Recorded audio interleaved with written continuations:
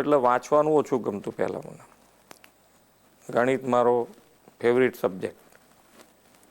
એટલે પણ અત્યારે તો હું એવું 100% કહી શકું કે ભણવું જરૂરી છે.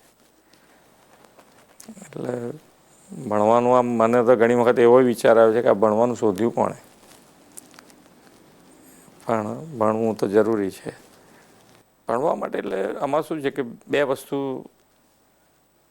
જ્યારે તમારો અભ્યાસ કાળ છે એટલે કે તમારી સ્ટુડન્ટ લાઈફ છે, તે બધી જ તમારે બીજા બધા વિચારો કર્યા કરતાં ભણવા ઉપર જ ધ્યાન કેન્દ્રિત કરવું પડે.